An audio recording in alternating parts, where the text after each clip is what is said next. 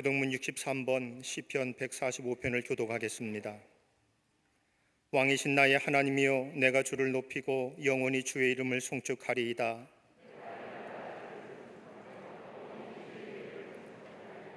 여호와는 위대하시니 크게 찬양할 것이라.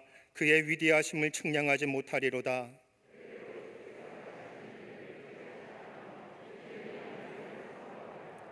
주의 존귀하고 영광스러운 위엄과 주의 기이한 일들을 나는 작은 소리로 읊조리리이다.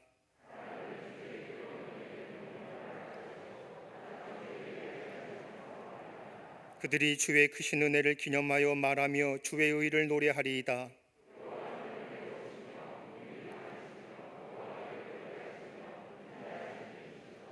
여호와께서는 모든 것을 선대하시며 그 지으신 모든 것에 긍휼을 베푸시는도다.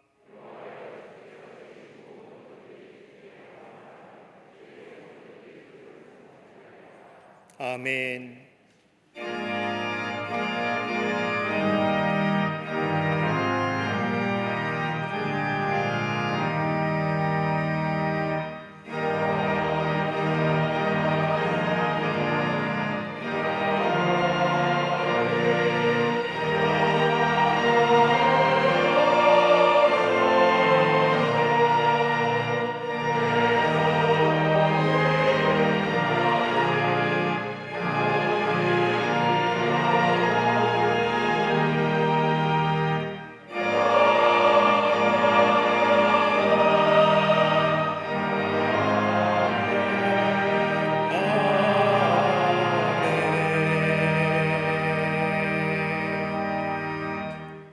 전능하사 천지를 만드신 하나님 아버지를 내가 믿사오며 그 외아들 우리 주 예수 그리스도를 믿사오니 이는 성령으로 잉태하사 동정녀 마리아에게 나시고 본디오 빌라도에게 고난을 받으사 십자가에 못 박혀 죽으시고 장사한 지 사흘 만에 죽은 자 가운데서 다시 살아나시며 하늘에 오르사 전능하신 하나님 우편에 앉아 계시다가 저리로서 산자와 죽은 자를 심판하러 오시리라.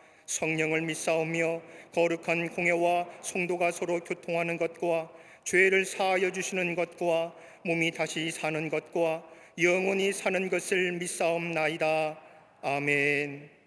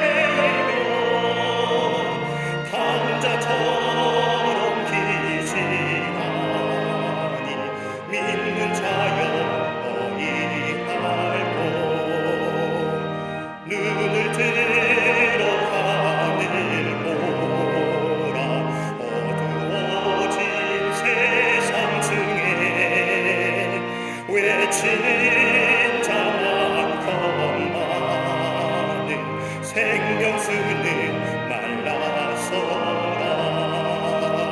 죄를 대속하신 주님 선한 일꾼 찾으시나 대답하리 어디나 믿는 자여 어이할꼬.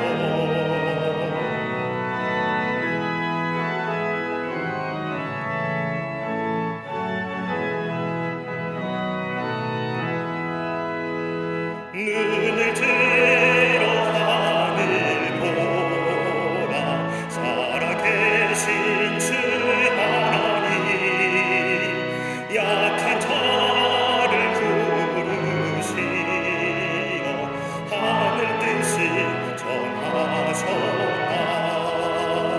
생명수는 홀로 예수 정리여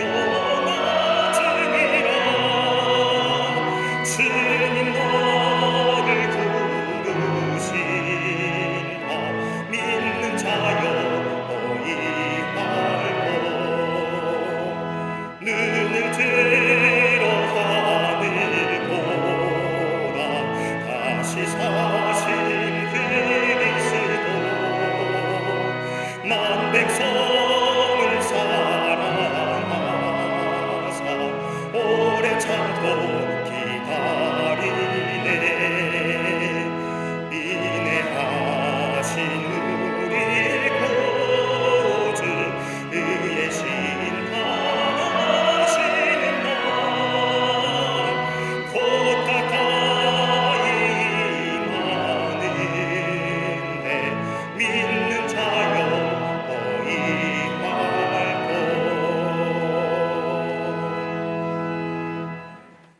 모든 인생의 주인이 되시는 아버지 하나님, 이 시간 사랑하는 자녀들에게 긍휼을 베푸사 예배의 자리로 나오게 하심을 감사합니다. 우리의 부족한 입술로 하나님을 찬양하길 원하오니 이 예배에 임재하여 주사 저희의 예배를 받아 주시옵소서. 이 예배를 통해 성령의 음성을 듣게 하시고 주님께서 가르쳐 주신 말씀에 귀 기울여 순종하는 겸손함의 성품을 허락하여 주시옵소서. 한 주간 저희는 늘 성령의 뜻을 거스리며 성령보다 앞서 행동할 때가 많았습니다. 이 시간 우리의 연약함을 거룩한 어린 양의 보혈로 용서하여 주옵시고 우리의 마음을 다스려 주셔서 다시금 제자리로 돌아와 주님의 뜻에 맞추어 순종하며 살아가게 하여 주시옵소서. 생명의 주관자가 되시는 하나님, 시대의 어려움과 아픔을 아시는 하나님께 간구합니다. 이 땅을 치료해 주옵시고 열방의 상처를 싸매어 주시옵소서. 모든 피조물과 민족들이 울부짖습니다. 하늘에서 하나님이 들으시고 이 땅을 고쳐 주시옵소서. 해골골짜기 부러운 생명의 하늘 군대를 일으켜 세웠던 것처럼 우리를 사로잡고 있는 이 질병의 공포를 몰아내 주시고 다시금 서로가 기쁨과 평화를 나누는 일상이 회복되게 하여 주시옵소서. 이 민족 앞에 놓여 있는 우상 숭배, 음란과 창조 질서를 깨트리는 동성애와 잘못된 포괄적 차별금지법, 탐욕과 교만한 모습을 엎드려 회개하게 하시고 분열과 갈등, 시기와 다툼이 사라지게 하시며 하나님의 지혜와 능력을 구하는 겸손한 백성들, 하나님의 공법과 정의 앞에 서 있는 대한민국이 되게 하여 주시옵소서. 저 청와대가 기도의 동산이 되기를 원합니다. 모든 위정자들 말과 병거를 의지하지 않고 오직 하나님 말씀을 의지하고 순종하게 하여 주시옵소서. 준비 중에 있는 대통령 선거에 국민의 존경과 사랑을 받는 대통령을 허락하여 주시옵소서. 이 나라가 처한 위기를 지혜롭게 극복하고 하나님의 뜻을 실현해갈 모세와 같은 사람을 보내 주시옵소서. 광림의 모든 성도들의 가정부와 기업마다 함께 하시기를 원합니다. 두려움과 어둠의 그림자가 모든 가정들에게서 떠나가시고 풍랑에 시달리는 제자들에게 두려워하지 말라 하신 주님의 음성을 들려 주시옵소서. 저 북녘의 땅, 하나님의 은혜와 십자가의 사랑만이 저 얼어붙은 흑암의 땅, 사망의 그늘 아래 신음하고 있는 백성에게 진정한 평화를 주실 것이라 믿습니다. 북한의 탐욕스러운 지도자들로 수많은 백성이 고통당하지 않도록 역사하여 주시옵소서. 교회를 세우시고 교회를 통해 구원의 역사를 이루어 가시는 주님, 한국 교회마다 회개와 각성, 예배의 부흥, 말씀의 부흥, 섬김의 회복을 온전히 감당하는 거룩한 한국 교회가 되게 하여 주시옵소서. 이를 위해 우리 광림재단이 세계 열방 가운데 거룩한 빛이 되고 소금과 같은 능력 있는 재단 되게 하심에 감사합니다. 예수 그리스도의 생명과 사랑, 복음의 진리를 온 세상 가운데 흘려보내는 축복의 재단으로 더 크게 사용하여 주시옵소서. 광림의 모든 성도들 영혼의 회복이 일어나기를 원합니다. 성전의 예배 때마다 주의 백성들로 가득 차게 하여 주시옵소서. 용광로와 같이 광림의 모든 속회와 선교회가 뜨겁게 모이기에 힘쓰게 하시고 모든 부서와 기관마다 하나님의 놀라운 부흥의 은혜가 임하게 하여 주시옵소서. 20만의 영혼 구원과 1천 선교회 5천 속회의 비전으로 속히 이루어지게 하여 주시옵소서. 광림의 모든 임원들 우리에게 허락하신 사명의 표대를 향하여 달려가게 하시고 교회를 통해 허락하신 비전에 따라 교회의 성장과 부흥의 큰 일을 이루어가도록 헌신의 열정을 부어 주시옵소서. 진행 중인 선한 나눔 운동을 통해 부활의 생명력과 예수 사랑을 전함으로 이 시대의 아픔의 회복과 화목의 마중물로 쓰임받게 하여 주시옵소서. 광림의 믿음의 유람인 교회학교와 우리 암은 사인인 기저에서 사랑부에 이르기까지 그 안에서 몸이 자라면서 지혜와 명철도 자라게 하사 장차 하나님 나라의 영광을 위해 쓰임받는 훌륭한 일꾼들로 양육시켜 주시옵소서. 새벽 이슬 같은 청년 선교국과 청장년부가 세속화에 물들어가는 시대 속에서 말씀과 기도로 거룩하여지게 하시고 성령의 권능으로 죄를 이기고 세상을 이기고 마귀를 이기는 거룩한 세대로 세워 주시옵소서. 광림의 모든 가정마다 믿음의 유산이 계승되게 하시고 대대손손 하나님의 일꾼으로 봉사하며 한마음으로 예비하는 신앙의 명문 가정 되게 하여 주시옵소서. 한평생 기도의 자리를 지키시는 감독님께 신원의 강건함을 도와여 주시고 감독님 무릎의 자리가 나라와 교회를 위한 중보의 자리가 되게 하여 주시옵소서. 광림의 재단을 이끄시는 우리 담임 목사님 영과 육의 강건함을 지켜주시고 세우신 모든 목회 비전을 이루어가며 부족함이 없도록 엘리사의 갑절의 성령의 능력을 도와여 주시옵소서. 오늘 단위에서 말씀 전하시는 담임 목사님의 입술을 붙잡아 주시고 그 말씀에서 전해지는 영적 교훈을 통해 성도들이 신앙에 바로 세워지고 영적 세임을 얻는 능력의 말씀이 되게 하여 주시옵소서. 감사로 올려드리는 갈릴리 성가대와 오케스트라의 찬양이 듣는 사람들에게 큰 감동을 주며 하나님을 높이는 찬양의 산재물이 되게 하여 주시옵소서. 이 시간 재단을 장식한 헌신과 겸손히 보이지 않게 예배를 섬기며 봉사하는 모든 이들의 헌신을 기쁘게 받아주시고 함께 예비하는 광림 남교회, 서교회, 북교회, 광림의 모든 해외 선교지, 눈물로 기도하는 이 땅의 모든 부모들과 병상에 누워 예비하며 주님의 옷자락을 만지기를 소망하는 모든 이들에게도 이 시간 이곳에 치유와 감사와 기쁨이 넘치게 하여 주시옵소서. 이 모든 말씀 우리의 모든 것 되시는 예수 그리스도 이름으로 기도하옵나이다. 아멘. 하늘에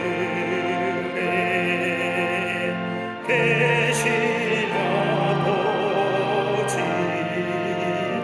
이름 거룩하사 주님 나라 임하시고 뜻이 이루어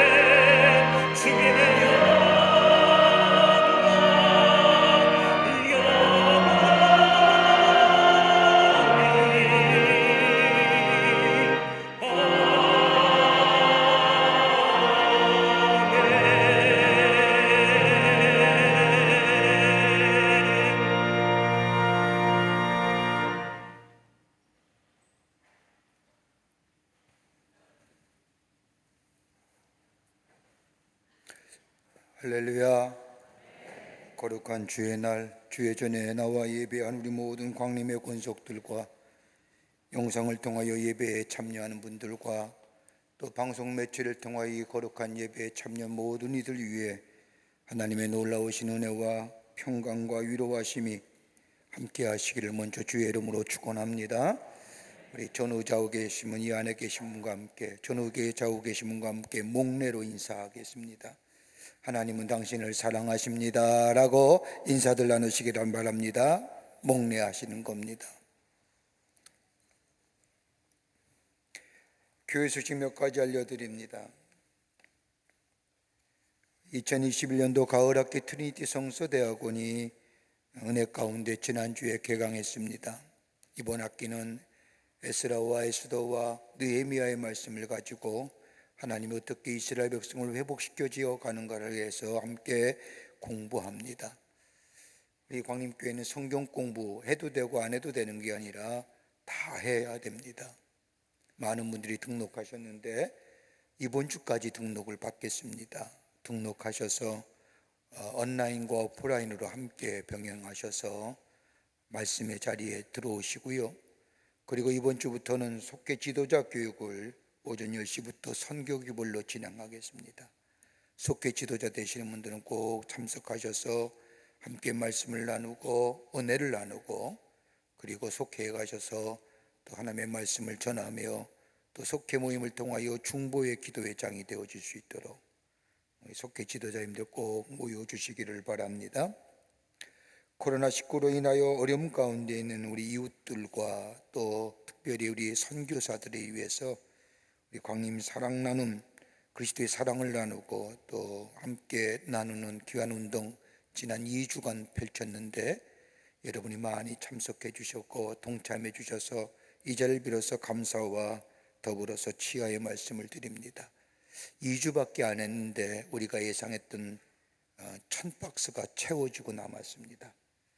금액으로 말하면 좀 그렇지만 무려 1억 5천억만 원 상당의 물품과 또 남녀선교회, 실업인선교회 등등에서 헌신이 모아져서 오늘 3부 예배 마친 후에 1000박스를 기증합니다. 우리 관내에 어려운 이웃들, 소외계층들 많습니다. 저들의 이 중추 명절을 앞두고 그리스도의 사랑을 전하고 또 코로나 바이러스로 인하여 선교지에 나갔다가 들어왔는데 다시 되돌아가지 못하는 선교사들, 또 그분들, 또 해외에 나가 있는 선교사들에게 여러분들의 사랑과 또 그리스도의 귀한 나눔을 전하려고 합니다. 동참해 주신 모든 광림의 교우들 감사의 말씀을 드리고 방송을 통해서도 이 운동에 참여한 분들이 참 많습니다. 이 자리를 빌어서 감사의 말씀을 드립니다. 오늘 3부 예배 마친 후에 전달식 하도록 하겠습니다. 교회학교와 사랑부의 여러 명사 보고가 오늘 저녁 예배 시에 있겠습니다. 우리 3주 동안 대면으로 잘 못하고 온라인으로 진행했습니다. 주중에는 모일 수가 없어서 주일에만 모여서 했습니다. 교회학교 이름 성경학교 보고 예배를 오늘 저녁에 드리는데 오셔서 함께 참여해 주시고 동참해 주시고 또 기도해 주시기를 바랍니다. 명절 가정 예배문이 제작되었습니다. 이 명절이 다다음 주인데 모여서 엄한 짓 하지 마시고 예배부터 드리십시오. 예배 드리라고 명절 가정 예배문 이렇게 제작했습니다. 또 교회 홈페이지에 들어오면 담임 목사가 명절에 설교도 올려놓았습니다. 설교 영상도 여러분 예배 드리고 찬송은 여러분 가족과 함께 하시고 설교가 할 때 담임 목사 설교 틀어놓으셔도 좋을 것 같습니다. 그래서 함께 명절에 예배 드릴 수 있도록 그렇게 해주시기를 바랍니다. 오늘 강담위하는 19교구의 유민정 성도님 가정에서 자녀들과 함께 최자경 집사님을 추모하며 장식해 주셨습니다.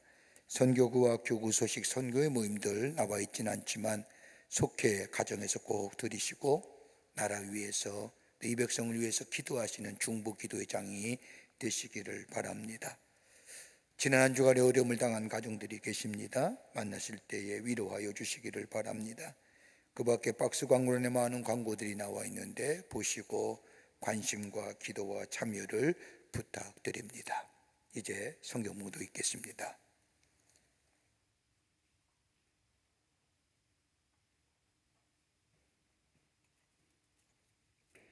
오늘 성경 말씀은 마태복음 11장 1절부터 6절까지입니다. 예수께서 12제자에게 명하기를 마치시고 이에 그들의 여러 동네에서 가르치시며 전도하시려고 거기를 떠나가시니라. 요한이 옥에서 그리스도께서 하신 일을 듣고 제자들을 보내어 예수께 여짜오되 오실 그이가 당신이오니이까 우리가 다른 일을 기다리오리이까. 예수께서 대답하여 이르시되 너희가 가서 듣고 보는 것을 요한에게 알리되 맹인이 보며 못 걷는 사람이 걸으며 나병 환자가 깨끗함을 받으며 못 듣는 자가 들으며 죽은 자가 살아나며 가난한 자에게 복음이 전파된다 하라. 누구든지 나로 말미암아 실족하지 아니하는 자는 복이 있도다 하시니라. 아멘.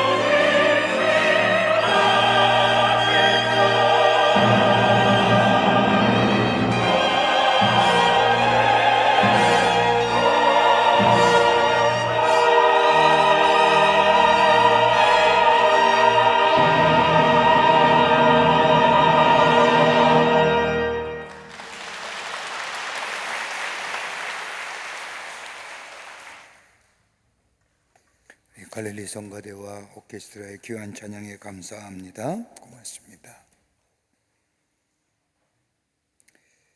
우리가 사는 이 세상, 기쁘고 고마운 일보다는 아픔과 고난과 고통이 더 많은 세상인 것 같습니다. 생로병사가 있고 재난이 있고 또 고통이 있고, 이것이 한 개인에만 국한된 것이 아니라 세계적으로, 민족적으로, 가정적으로 꼬리를 물고 일어나는 삶의 모습을 보면서 기쁨과 감사보다는 고통과 고난이 더 우리 마음속에, 우리의 삶 가운데 많이 있음을 경험하게 됩니다. 이 시간에도 전 세계적으로 코로나 바이러스로 인하여 고통당하는 사람이 얼마나 많은지 모릅니다. 이러한 삶의 고난과 고통은 우리의 삶 속에, 사회적으로나 우리의 개인적인 삶 속에 엄청난 파장을 가져올 뿐만 아니라 우리의 삶의 질서가 송두리째 뒤바꿔 놓음을 보게 됩니다. 이럴 때마다 이런 일이 왜 일어났을까? 특별히 나는 특별하게 이 고난과 고통에 잘못한 일이 없는데 왜 나에겐 이런 일이 일어났을까? 내가 지은 죄도 아니고 내가 스스로 선택한 것도 아닌데, 그런 의문이 우리 가운데 들을 때가 있습니다. 유대인 앞이며 저 보스턴에서 유대 공동체를 이끈 해널드 쿠시너라고 하는 사람이 쓴 책 가운데 왜 착한 사람에게 나쁜 일이 일어날까라고 하는 책이 있습니다. 그 책은 자신의 아들이 죽음에 관하여 기록한 책이고 나중에 고난과 고통에 대하여 대답하는 책입니다. 평범한 유대인의 랍비로서 주어진 일에 최선을 다하던 그에게 아들이 하나 있었는데 3살이 되던 해부터 이상한 증상이 있음을 발견합니다. 다름 아닌 조루증입니다. 이 조루증이 자신의 사랑하는 아들에게 생긴 겁니다. 시간이 지나면서 나이가 들면서 온몸이 오그라들었고 머리는 벗겨졌고 치아는 빠졌고 피부는 가죽처럼 변하여 주름이 잡힙니다. 그렇게 노인의 모습으로 14년간을 살다가 죽었습니다. 아들의 육자의 쿠시는 하나님 앞에서, 하나님 왜 내게 이런 일이 일어나야 됩니까? 내가 뭘 그렇게 잘못 살았다고요? 도대체 이런 일이 왜 나에게만 일어나야 됩니까? 라고 한없이 하나님을 향하여 물음을 던집니다. 그토록 사랑하는 아들이 왜 죽어야 하는지, 그 아들이 무슨 잘못을 저질렀기에, 아니 내가 무슨 죄가 있었기에 이런 고통이 내게 와야만 하며 우리 아들이 그렇게 죽어가야 하는지, 쿠시노는 끊임없이 하나님 앞에 이 질문을 던지는 어느 날 하나님께서는 쿠시노에게 아들의 죽음에 대하여 이해시키십니다. 그리고 쓴 책이 왜 착한 사람에게 나쁜 일이 일어날까? 그는 그 책에서 이렇게 자신이 당한 고통에 대하여 얘기합니다.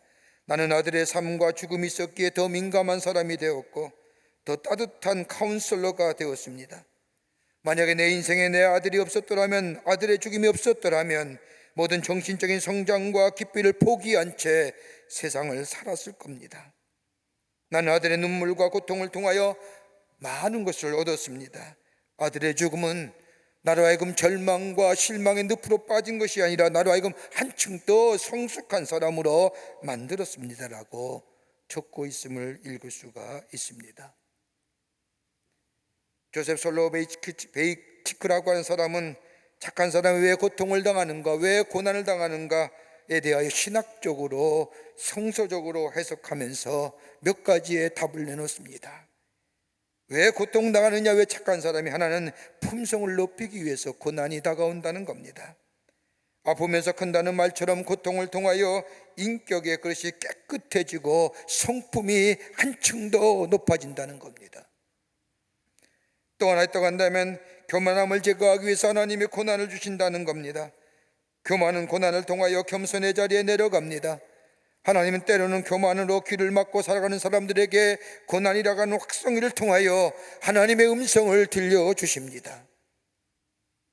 또 하나 있다고 한다면 구체적인 믿음을 갖게 하시기 위해서 고난을 주신다는 겁니다. 전에 형식적으로 믿던 사람이 어려운 일, 고난을 통하여 믿음이 바로 세워지고 체험적인 믿음, 구체적인 믿음이 가질 뿐만 아니라 그 믿음이 신학화되고 그 믿음이 실천화되고 그로 인하여 열매와 통하여 더욱더 확실한 믿음의 자리에 서게 하시기 위해서 고난이라는 것을 주신다는 겁니다. 또 하나 있다고 한다면 시야를 넓혀 주시기 위해서, 나만 알았던 이 좁은 시야가 내가 고난과 고통을 당함으로 다른 사람의 아픔을 헤아릴 줄 알고, 나만 알았던 나의 삶의 모습이 고난을 통하여 다른 사람의 고난에 동참할 수 있게끔 시야를 넓혀주는 이 위하여 고난을 주신다는 겁니다. 그러면서 말하기를 다름이 아니라 인간의 고난은 인격 결함의 수리장이다라는. 오늘 본문의 말씀을 보십시오. 오늘 본문의 말씀은 예수님께서보다 6개월 먼저 이 땅에 와 하나님 나라와 더불어 예수님의 증거한 사람 세례 요한에 관한 말씀입니다. 그에게는 특별한 사명이 있었습니다. 예수님께서 오시는 길을 예비하는 사명이었고, 이 사명을 위하여 광야에서 외쳤고 예수님을 만났고 예수님에게 세례를 베풀었을 뿐만 아니라 예수에 대하여 증거했고 하나님의 음성을 들었을 뿐만 아니라 자신을 따르는 자신의 제자들을 예수님께 물려드렸던 사람입니다. 예수님의말로 하나님의 아들이요 구약 성서에 예언한 이 메시아일 뿐만 아니라 그리스도시요 이 세상을 구원하실 구원자로 확실하게 이 세례 요한은 믿었습니다. 그렇게 예수님을 증거했던 세례 요한, 헤로드 왕의 시기로 인하여 그만 옥에 갇히고 맙니다. 전설에 의하면 타락하고 음탕한 헤로드 왕국의 지하에 갇혔습니다. 궁중의 저 감옥 위에는 온갖 환락과 타락의 소리를 들으면서 지하의 감옥에 갇혀있던 세례 요한, 그의 고생이 어느 때 끝날지 모릅니다. 감옥 생활이 오래 지속되자 세례 요한이 마음이 흔들립니다. 그리고 사람을 보내어 예수님께 묻습니다. 그것이 마태복음 11장 3절 말씀에 오실 그 이가 당신 오니까 아니면 우리가 다른 일을 기다리오리까. 이 말씀에는 성서학자들마다 해석이 다르는데 두 가지 상반된 해석이 담겨져 있습니다.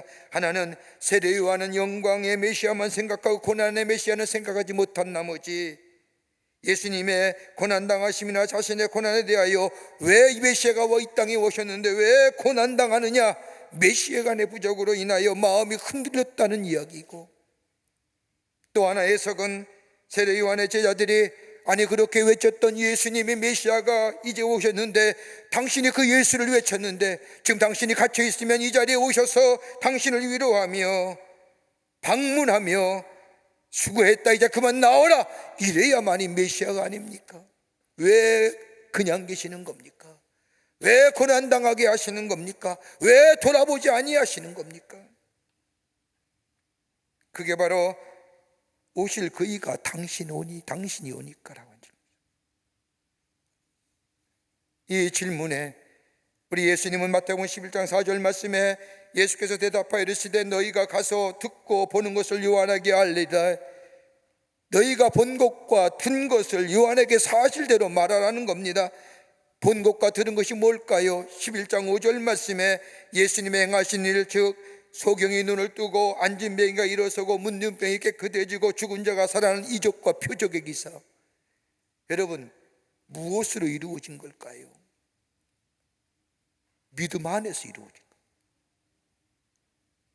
네가 본 것 들은 것을 저 세례 요한에게 전하면서 5절 말씀에 보면 가난한 자에게 복음이 전파된다라고 말할 뿐만 아니라 6절에 와서는 누구든지 나로 말미암아 실족하지 않은 자는 복이 있도다라고 하며 말씀을 맺습니다. 5절 말씀과 6절의 말씀을 함께 엮어서 연결해서 이야기하면 가난한 자에게 복음이 전파되니 실족하지 말지어다. 오실 이가 당신이 오니까 우리가 다른 일을 기다리오리까. 옥에 갇힌 세례 요한이 자신의 고난의 부당성, 왜 내가 고난당하는지, 왜 내가 아픔을 당하는지 그 이유에 대하여 알고 싶었던 이 세례 요한, 그러기에 당신이 계시면 내 고난과 내 이 고통이 끝날 줄 알았는데 당신이 오시면 이 고난은 끝이라고 생각했는데 아직 이 여성이 계속되는 이 고난의 아픔 속에 당신은 구원자이신데 왜 안 구해 주셨고 뭐하고 계십니까? 우리가 다른 사람 구해야 됩니까? 나는 이 요한의 질문에 아니다, 가난한 자에게 복음이 전파되니 실족하지 말아라 그랬다. 오늘 우리가 당하는 고난의 삶들, 이유 없이 고난당하는 것도 있고 이유 있는 고난도 있고, 우리의 삶은 어떻게 보면 기쁨과 감격과 행복보다는 고통과 고난과 아픔의 삶이 더 우리의 삶에 차지하는 우리의 인생의 여정들, 어떻게 해석할 수 있을까요? 내가 잘못해서 내가 전한 과오로 인해서 얻어진 고난이라면 얼마든지 그래 내가 잘못했지. 근데 그렇지 않을 경우 어떻게 해석될 수 있을까요? 오늘 성경은, 우리 주님은 이 얘기하시는 거예요. 첫째로 가난한 자에게 복음이 전해진다는 거예요. 예수님이 말씀하신 가난한 자라는 게 어떤 의미일까요? 성경에 말씀하면 가난한 자라는 표현이 여러 곳에서 나오는데 처음으로 나오는 말씀은 마태복음 5장의 산상수훈에 나오는 말씀입니다. 마태복음 5장 3절의 말씀을 보면 심령이 가난한 자는 복이 있나니 천국이 그들의 것이며 라고 예수님의 제자들에게 말씀하십니다. 마태복음에서만 가난한 자가 나온 것이 아니라 누가복음 6장 20절의 말씀을 보면 너희 가난한 자는 복이 있나니 하나님의 나라가 너희의 것이며 라고 예수님이 말씀하십니다. 심령이 가난한 자와 그냥 가난한 자는 다른 겁니다. 그냥 가난한 자는 헬라어로 푸토코스라고 얘기하는데 이 단어의 본래 의미는 궁핍한 사람, 다른 사람으로부터 도움을 구해야만이 살 수 있는 사람.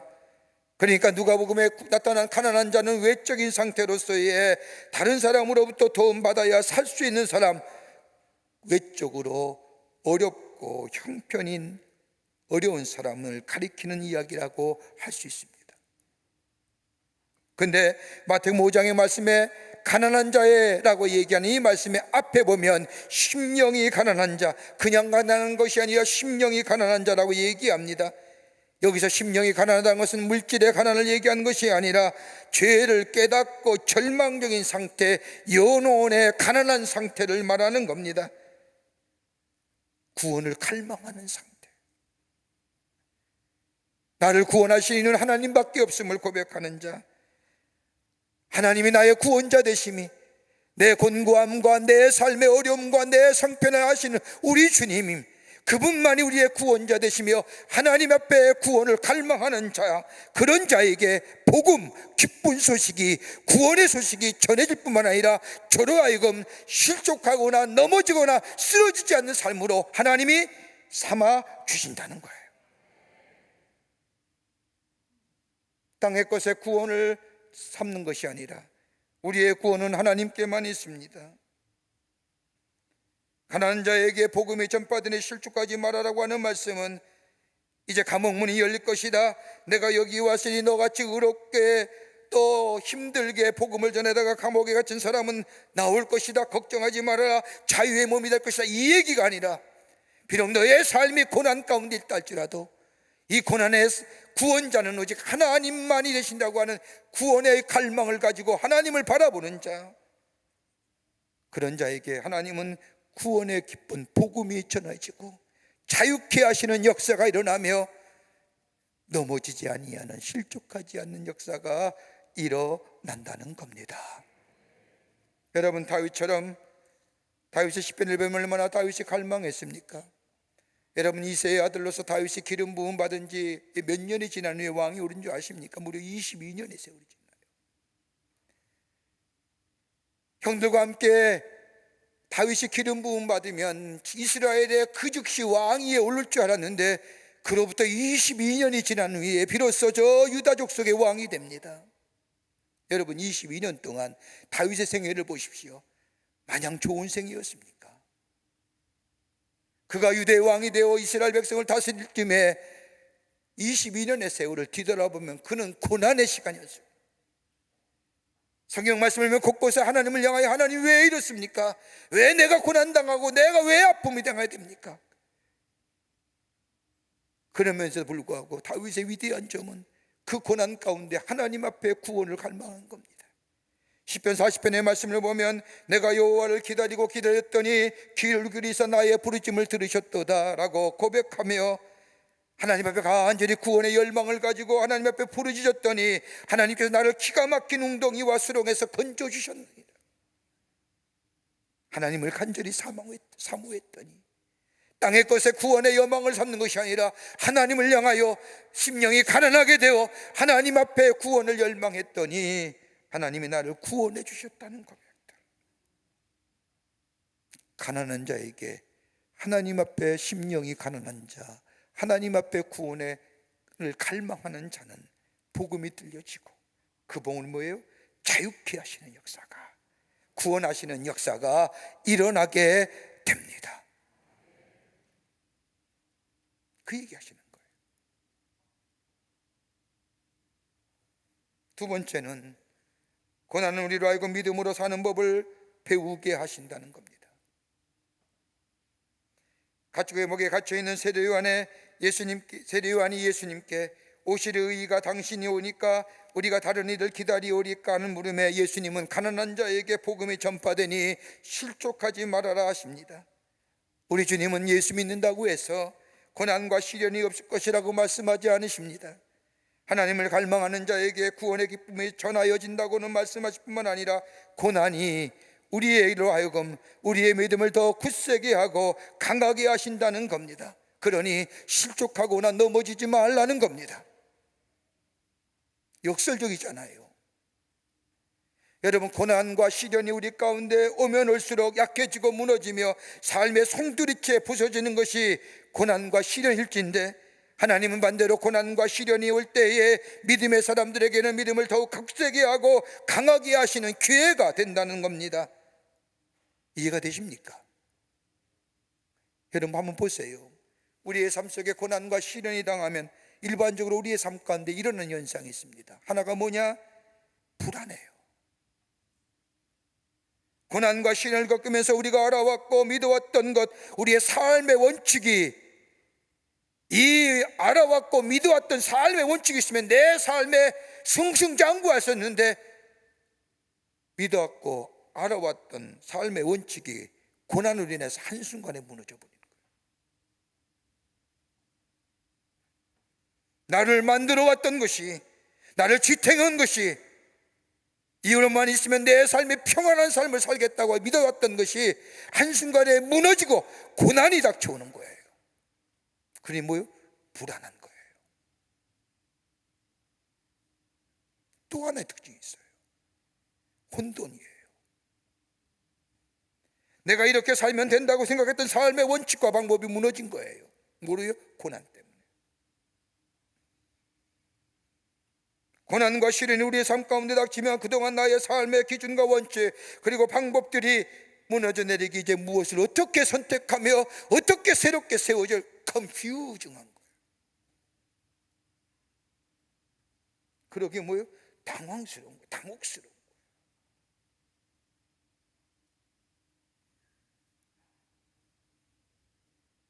또 하나의 특징이 있죠. 나를 진지하게 돌아보잖아요. 고난과 고통이 당하면 내가 붙잡고 있던 것들이 한순간에 깨어져 버립니다. 내가 내 삶에 의지했던 것이 소용없음을 경험하게 됩니다. 그러면서 나 뒤돌아보잖아요. 내가 나의 삶의 여정 가운데 꼭 진정으로 붙잡아야 할 것이 무엇인가? 내가 진정으로 나의 삶 가운데 고난과 시련이 닥칠 때 더욱더 견고하게 할 것 무엇인가에 대하여 진지하게 고민하게 만들지 않습니까? 그러기에 밤잠 설치는 거죠.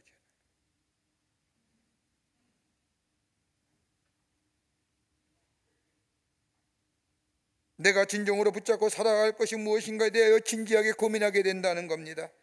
여기에 뭐가 일어나요? 이걸 넘어서면 겸손함이 생기고 온유함이 생기고 다른 사람의 배려 생기고 다른 사람의 아픔과 다른 사람의 슬픔을 함께 긍휼히 여기며 컴패션 할 수 있는 거예요. 베드로전서 1장 7절의 말씀을 보면 너의 믿음의 확실함은 불로 연단하여도 없어질 금보다 더 귀하여 예수 그리스도께서 나타나실 때에 칭찬과 영광과 존귀를 얻게 할 것이니라. 여기에 불러 연단하여더라고 하는 단어가 등장합니다. 연단이란 단어는 헬라어로 도키모스라고 얘기하는데, 이 단어는 주로 세공업에서 쓰이는 단어입니다. 베드로가 이 서신을 쓸 때에 로마나 소아시아에 금 세공업이 발달했을 것 같습니다. 순수한 검을 얻기 위하여 광물덩어리를 용광로에 집어넣고 열을 가하면 불순물이 빠져나가고 순수한 금만 남습니다. 그러면 금을 조사하던 사람이 도키모스 외치는 겁니다.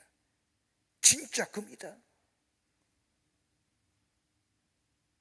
불순물이 다 제거되고 순수한 금만 남는다는 겁니다. 고난은 바로 그런 거라는 겁니다. 우리에게 고난과 시련은 때로 우리를 하여금 절망하게 하고 좌절케 하는 것 같지만, 그 시련과 고난을 통하여 우리가 진정 내가 붙들어야 할 것이 무엇인가를 알게 할 뿐만 아니라 우리의 믿음을 정금같이 되게 하여 새로운 존재로, 믿음의 사람으로 세우는 귀한 기회가 된다는 거예요. 여러분, 성경 보세요. 성경 말씀을 보면 하나님의 구원의 역사에 크게 쓰임받았던 사람들, 하나님의 임재하심과 더불어 하나님과 함께 하심이 느껴지지 않는 골짜기를 얼마나 긴 시간을 보냈는지. 고난의 시간이지요. 여러분, 모세 보세요. 지난주에 제가 말씀드렸죠. 출애굽기 3장의 말씀을 보면 84세에 하나님의 부르심을 받아요. 그런데 모세가 이스라엘 백성의 구원의 열망을 가진 때가 언제예요? 40세예요. 성경 말씀은 출애굽기 2장에 나와요. 출애굽기 3장에 성경 장수는 한 장밖에 안 되지만 그 시간의 역사가 뭐예요? 무려 40년이에요.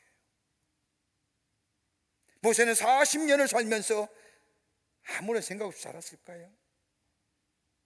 한 번도 자신의 삶에, 자신의 고난에, 자신의 아픔에 한 번도 질문하지 않았을까요? 하나님, 왜 그렇습니까? 내가 왜 고난 닥쳐야 됩니까? 내가 왜 이렇게 아침에 일어나 아무런 의미 없이 저 양떼를 물고 저 이골짜기 겨울짜기 달리다가 저녁이 되면 다시 들어와야 되는데 이것이 내 삶의 전무입니까? 하나님, 내가 왜 이런 고난 당해야 됩니까? 내가 잘못했습니까? 하나님, 내게 이스라엘 백성의 구원에 대한 뜨거운 열망이 있었기에 우리나라 우리 백성이 저 애굽의 사람에게 아픔을 당하는 모습을 보고 내가 참지 못해서 주먹질한 것은 내 죄지만, 근본적으로 생각하면 하나님이 이스라엘 구원, 내 백성의 구원하는 열망을 당신이 나에게 심어준 거 아닙니까?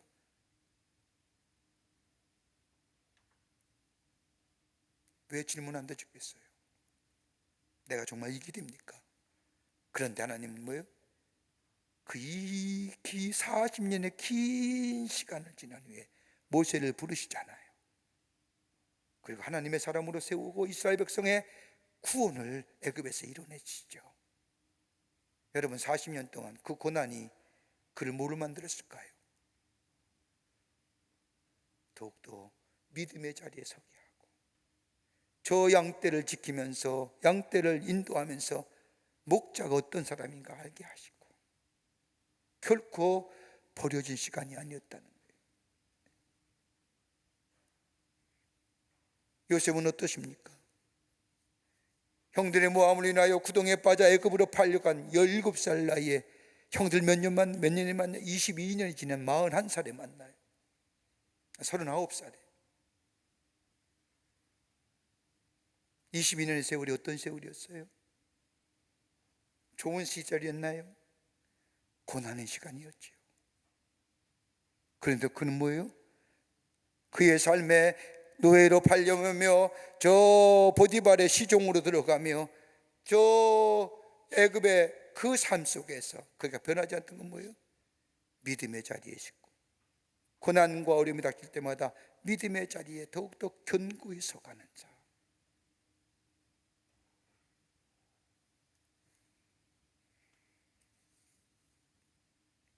광야 같은 고난의 삶이었지만 저들은 그 가운데 뭐예요? 믿음으로 사는 법, 믿음의 자리에 서는 법. 하나님 그를 통해서 뭐예요? 하나님의 위대한 구원의 역사를 이루어갔고 그의 삶에 축복해 주신 것을 보는 거예요. 해석의 방법이 달라지는 거예요. 끝으로 고난은 우리의 삶을 다르게 만들어 줍니다. 우리의 삶을 다르게 살도록 만들어 줍니다. 감옥에 갇혀 있는 세례 요한이 예수님께 오실 그이가 당신이 오니까 우리가 다른 일을 기다리오리까라는 이 물음에 예수님은 가난한 자에게 복음이 전파되니 실족하지 말지어다라고 말씀합니다. 고난은 우리로 하여금 새로운 삶의 방향과 의미, 목적을 만들어준다는 겁니다. 그러기에 실족하지 말라는 겁니다. 실망하지 말라는 겁니다. 여러분, 예수 믿는다는 게 뭘까요? 궁극적으로 변화예요. 새로워지는 거예요. 땅에서의 새로움이 아니라 우리의 생각과 우리의 가치관과 우리의 목적이, 우리의 삶의 의미가 달라지는 거예요. 세상의 가치관이 아니라 하나님 나라의 가치관으로 변해지는 거예요. 여러분, 예수 믿는다는 게 궁극적으로 우리의 삶 속에 삶을 다르게 만드는 요소가 뭘까요? 그 하나가 뭐예요? 하나님의 주권을 인정하며 사는 거예요. 하나님의 세상을 창조하시고 하나님의 뜻 가운데 이루어 가시며 하나님의 주관하신다는 사실을 믿는 거예요. 예외가 없는 겁니다. 큰 일을 하더라도 적은 일을 하더라도 모든 일이 다 하나님의 주권하에, 하나님의 인도하심에 Almighty God, 전능하신 하나님.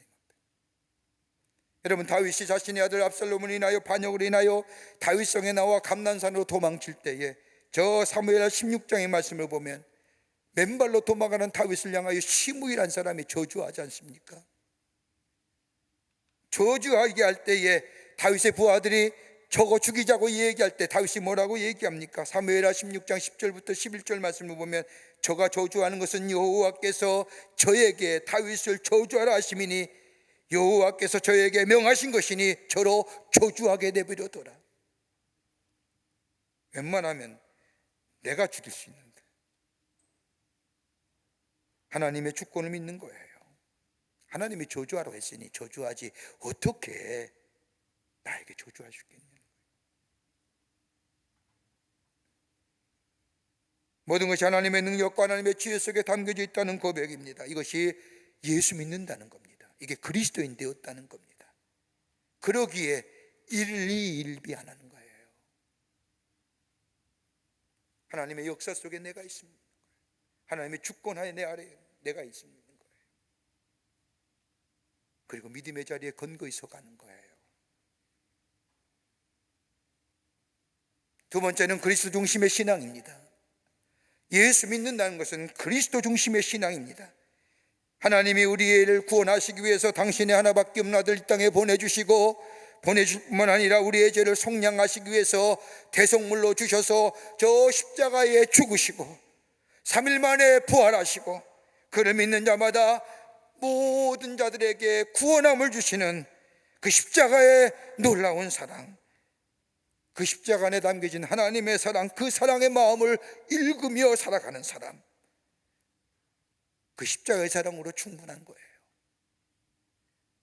그러기에 나를 향한 하나님의 사랑을 매일매일 경험합니다. 그 사랑이 나를 풍요롭게 하고 풍성케 합니다. 그 사랑이 내 안에 있음을 알 뿐만 아니라 깨달을 뿐만 아니라 이 사랑을 다른 사람에게 전하여 줍니다. 증거하며 삽니다. 제가 얼마 전에 우리 지방에서 함께 목회하시는 목사님을 만나서 이야기하는 가운데 아이를 데리고 왔다고요. 데리고 왔습니다. 애들이 참 이뻐요. 기집애가 여자애들이에요. 여자애들인데 그렇게 이쁠 수가 없어요. 머리가 이게 길고요. 그래서 이뻐서 참 너 이쁘다. 아이고 이게 여자애가 이렇게 이쁘냐. 물론 여자애가 다 이쁜 건 아닙니다만은 참 이쁘다. 이렇게 했더니 아니 고개를 손을 툭 드시니 나 여자 아니에요. 남자예요. 머리가 이렇게 길었는데 왜 네가 근데 머리를 왜 길러? 그랬더니 그 엄마가 하는 얘기가 제가 큰 감동과 은혜를 받았어요. 목사님, 그 셋이 다 남자예요. 근데 왜 남자애가 머리를 길러요? 그랬더니 이 사모님이 하시는 말이 저의 형편이 넉넉지 못해서 남들에게 도와줄 수 있는 일은 별로 없지만 또 물질도 없지만 우리가 한 번은 소아암으로 혈액암으로 고생하는 소아암 어린이 병동에 갔는데 애들이 머리가 없더라고요. 그때 와서 우리가 가족이 은은하기를 우리가 특별히 저들에게 도울 일 없지만 우리가 머리를 길러서 우리의 머리를 잘라 저들에게 주자. 그래서 기른 거예요. 거기 뭐 염색도 안 해요. 생머리 그대로. 파마 안 했어요. 머릿결 상할까 봐. 그렇게 머리를 길러서 다음 주에 자른다는 거예요. 그리고 그 머리를 소아암병원에 갖다 준다.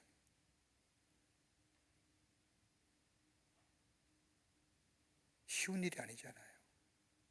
근데 아이들은 그것을 기쁘게 받아들이는 거예요. 놀림을 받더라도 우리에게 그 사랑이 있냐 이거예요.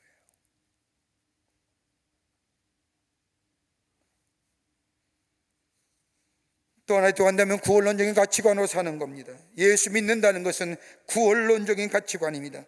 모든 역사는 하나님의 백성을 구원하시기 위해 이루어지는 것, 전쟁도 재난도 여러 가지의 고난 또한 하나님의 백성을 구원하시기 위해서, 당신의 사랑하는 백성을 구원하시기 위해서 모든 일이 일어남을 깨닫는 자가 그리스도인이라는 거예요. 우리가 당하는 고난도 그것이 개인이거든, 그것이 공동체적인 거든, 하나님 우리를 구원하시기 위한 하나님의 거룩한 역사의 이루님을 내가 믿는 거예요. 여러분, 번영도 자유도 평화와 평등 정의 다 소중합니다. 근데 가장 중요한 게 뭐예요? 구원이에요. 구원받아야 영생 얻어요. 구원받아야만이 천국 가요. 구원받지 않는 자는 결코 천국 못 가요. 그 구원의 가치관적인 것이 구원론적 가치관입니다. 하나 더 있다고 한다면 예수 믿는다는 것은 다르게 사는 건데, 그 다르게 사는 원동력이 뭐냐? 하나님의 사랑을 구체적으로 느끼며 사는 거예요. 평온할 때도 고난이 올 때에도 변함이 없인 하나님의 사랑을 체험하며 사는 거예요. 이런 일을 봐도 하나님이 나를 사랑하시는구나, 변함이 없으신 하나님의 사랑을 느끼며 사는 것. 여러분, 하나님의 사랑을 잘 표현하는 단어 하나 있다고 한다면 히브리어의 헤세드입니다. 헤세드라는 구약성서에 무려 250번이 나오는데 이 단어의 정확한 해석이 나오지 않습니다. 다만 가장 근접한 해석은 하나님의 자비로우심과 하나님의 신실하심. 이 헤세드라는 단어는 하나님의 사랑을 표현하는 단어인데 그 단어의 속성은 하나님의 자비하심, 하나님의 멀쉬, 신실하심, honesty하는 거예요.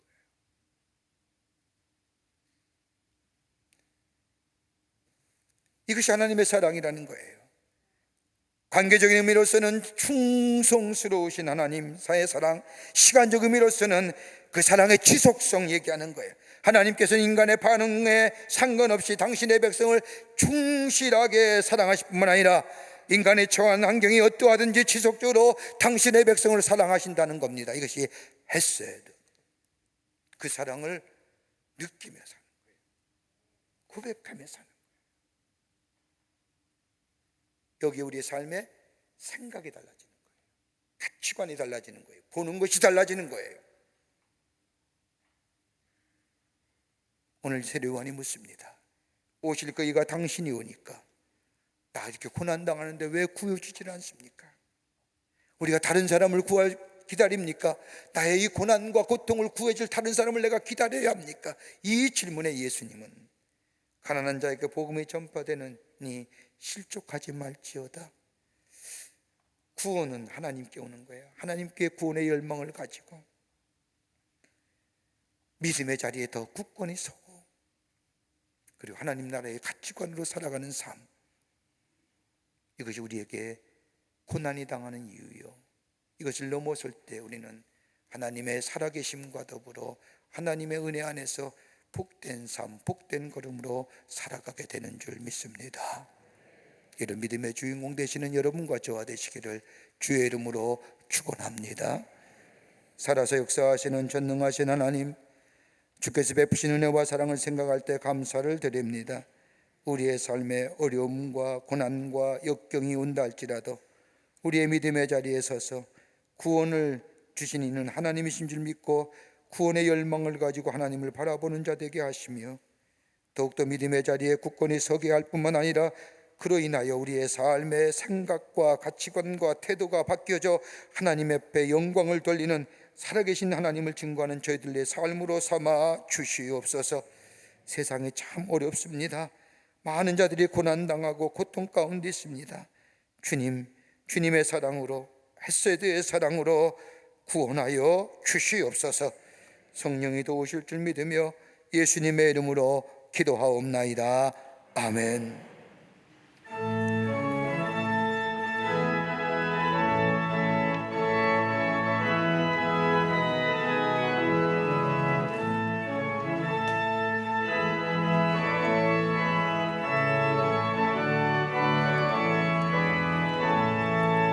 천성을 향해 가는 성도들아, 앞길의 장애를 두려워 말라. 성령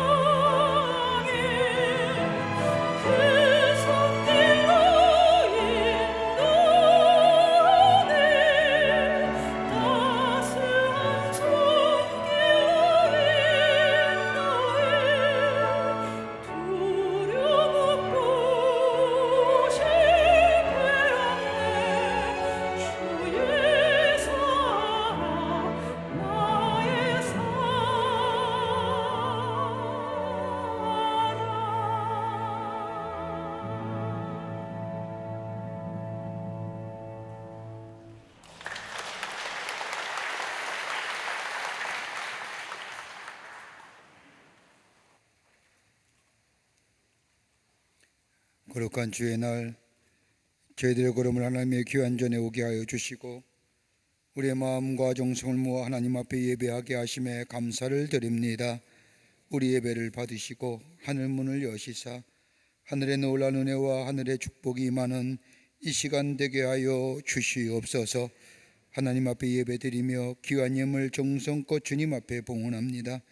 저희들의 믿음과 정성을 드리오니 받아주시고 하나님 나라의 귀하게 쓰임받게 하시며 이 예물이 쓰일 때마다 주의 나라의 복음이 널리 증거되어 많은 자들이 주께로 돌아오는 역사가 있게 도와 주시옵소서.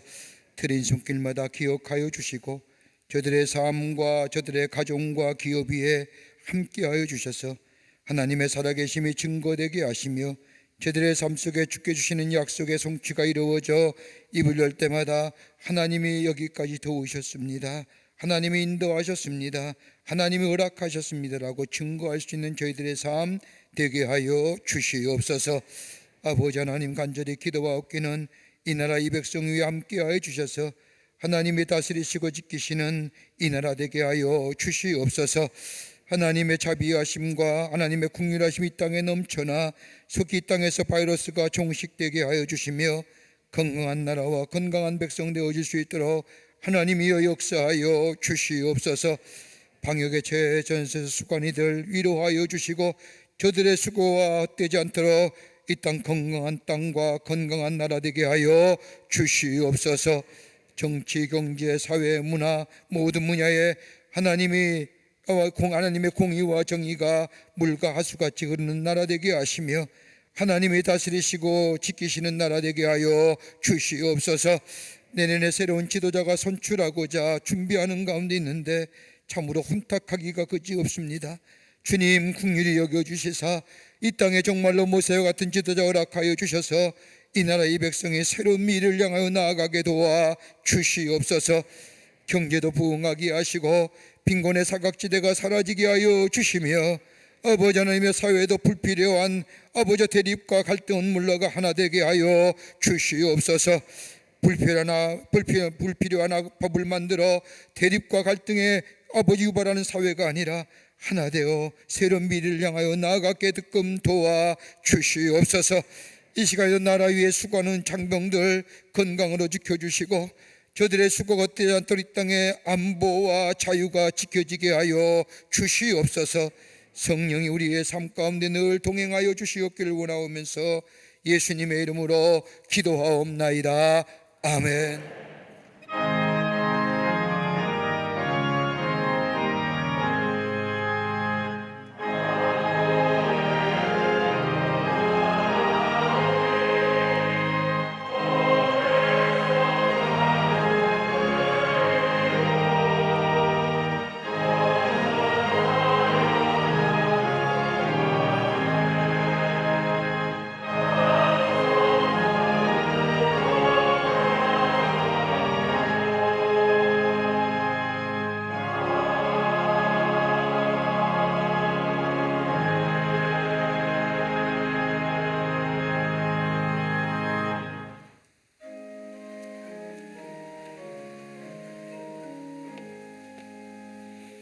오늘 이 시간에 우리에게 새로 나오신 분이 계십니다. 호명할 때에 3층이 있으면 3층에 나오시고 2층에 있으면 2층 앞으로 나와 주시길 바랍니다. 이목조 권사님 인도하신 김지환님, 정경자 권사님 인도하신 최은성님 환영합니다. 앞으로 나와 주시면 좋겠습니다. 이목주 권사님 인도하신 김혜경님, 이경희 권사님 인도하신 정창호님, 박유홍 장로님 인도하신 매구리 이소배님 중심으로 환영합니다. 감사합니다.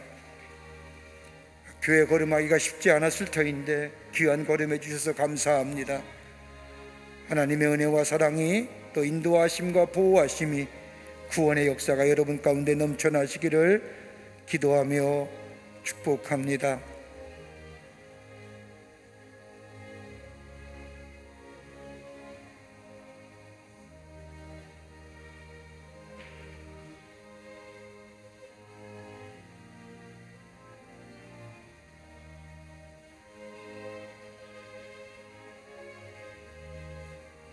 중심으로 환영합니다. 기도하시겠습니다. 살아서 역사하시는 전능하신 하나님, 귀한 시간에 당신의 귀한 백성 주의 전 오게 하셔서 함께 하나님 앞에 예배하게 하심에 감사합니다. 저들의 이름을 하늘나라의 생명책 기록해 주시고 구원과 아버지 하나님이여 소망 가운데 이 땅에 살면서 주님과 늘 동행하며 주의 주신 축복을 누리며 사는 하나님 나라의 복된 백성 되게 하여 주시옵소서. 성령이 늘 도우시고 함께해 주실 줄 믿으며 예수님의 이름으로 기도하옵나이다. 아멘. 뒤돌아서실까요? 뒤돌아서실까요? 여러분 그 박수로 환영하시지요. 감사합니다. 예, 고맙습니다.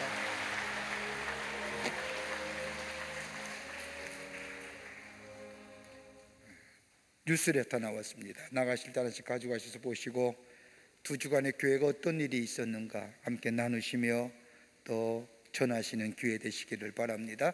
3부 예배가 마친 후에 사랑의 나눔 운동 전달식 하겠습니다. 여러분 함께 동참해 주셔서 함께 나누며 또 사랑을 증거하는 그런 귀한 기회가 되시기를 바랍니다. 건강하시고요.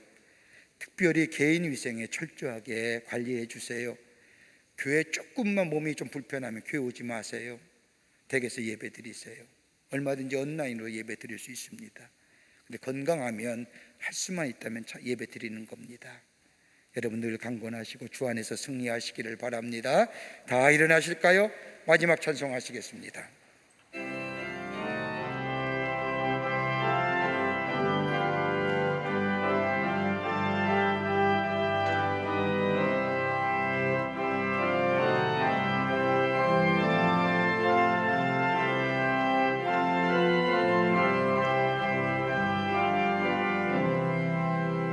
주 날개민 내가 평안히 쉬네.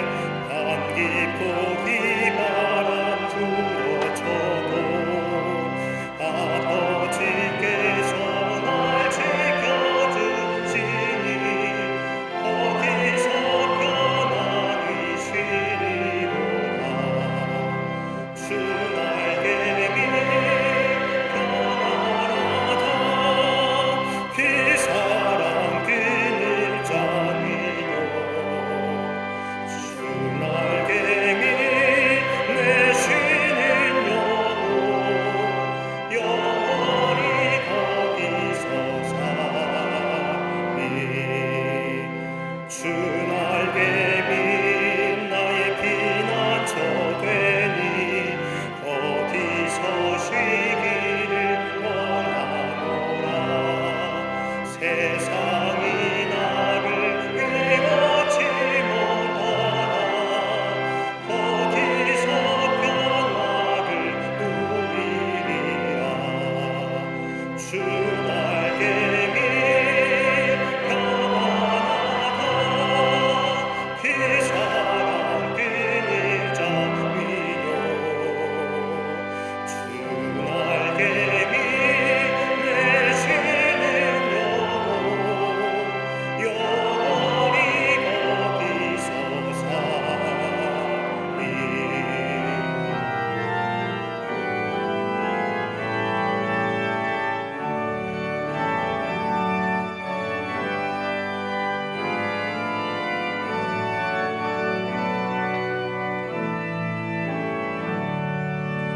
주 날개미 참된 기쁨이 있네. 고달픈 세상이 가는 동안 나 거기 숨어 돌보심을 받고 영원한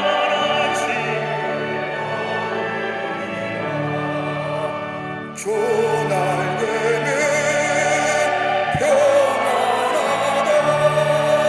그 사랑 끈을 잡미요. 주 날개미 내 쉬는 영혼 영원히 거기서 살리.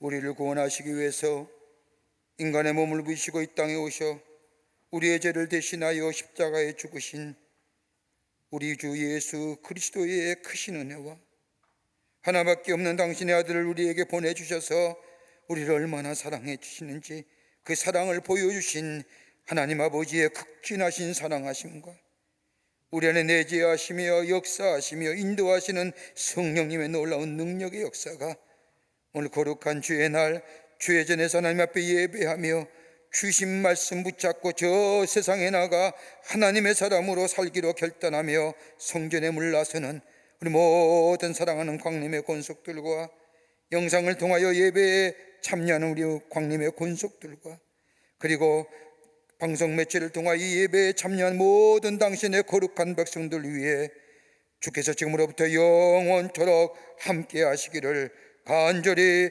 축원하옵나이다. 아멘. 조실